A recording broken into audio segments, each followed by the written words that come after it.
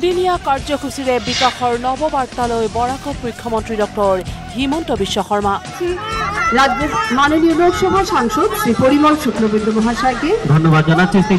আজি কাছাৰ আৰু শ্ৰীভূমিত মহিলা উদ্যমিতা আঁচনিৰ চেক প্ৰদান কৰে মুখ্যমন্ত্ৰীগৰাকীয়ে।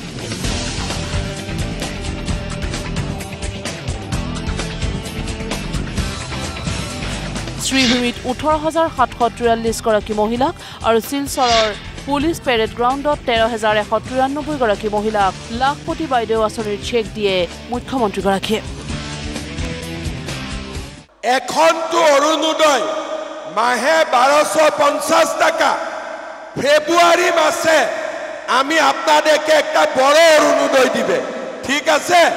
এখন বলবো না কি দিব, কিন্তু ফেব্রুয়ারি মাসে আপনারা একটা সবাই বড় অরুণোদয় পুরস্কার পাবে। আপনারা কিছুদিন অপেক্ষা করেন, ঠিক আছে?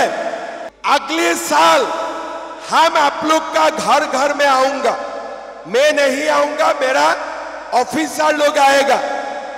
और जो लोग ये 10,000 रुपया हम जैसे बताया, अगर 10,000 रुपया ऐसे खर्चा करेगा तो अगले साल आप लोगों को 25,000 रुपया मिलेगा।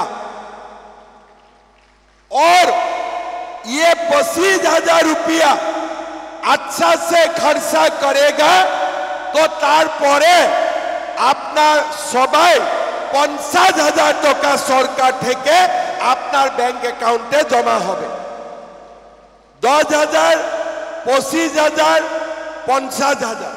आप लोग 10,000 रुपया जब मिलेगा, अगले साल भी आप लोगों को 25,000 रुपया मिलना पड़ेगा। यही मेरा आप लोगों से रिक्वेस्ट है। দুয়োখন সভাতেই মুখ্যমন্ত্ৰীগৰাকীয়ে তীক্ষ্ণ সমালোচনা কৰে কংগ্ৰেছৰ ধুতি লুঙিৰ ৰাজনীতিক। সবাই এটা কথা মনে করবেন, কংগ্রেসের দিনে কি স্কিম ছিলাম, লুঙ্গি ধুতি ওইগুলা স্কিম ছিলেন। এখন আমাদের স্কিম হলো অরুণোদয়, নিযুত ময়না, লাখপতি দিদি, গ্যাসের সিলিন্ডারে 250 রুপিয়া সাবসিডি, এইগুলা হলো আমার স্কিম। আর কংগ্রেসের স্কিম ছিলাম লুঙ্গি আর ধুতি। আমি ঠিক বলছি কি নাই? আপনাকে লুঙ্গি ধুতি চাই কি অরুণোদয় চাই বলেন? আপনারা লুঙ্গি ধুতি চাই কি অরুণোদয় চাই?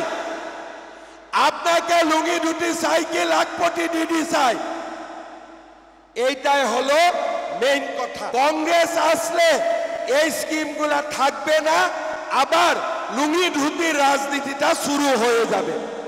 এই জন্য আমার সবাই মিলিয়া আবার একবার আসামে বিজেপি সরকার আনতে হবে কি নাই? পাক্কা আনবে? বিজেপিকে ভোট দিবে? আনহাতে চাহ বাগানৰ লাইনৰ শ্ৰমিকক ভূমিৰ অধিকাৰ দিয়াৰ সন্দৰ্ভত যি গুৰুত্বপূৰ্ণ ঘোষণা কৰিছিল, সেয়া পুনৰ এবাৰ দোহাৰিলে মুখ্যমন্ত্ৰীগৰাকীয়ে। চাহ বাগানৰ শ্ৰমিকে লাভ কৰিব ভূমিৰ অধিকাৰ।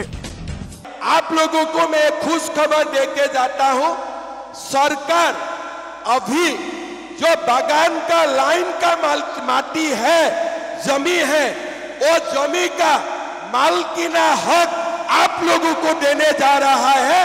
आप लोगों को हम जमीन का मालिक अभी बनाने जा रहा हूं।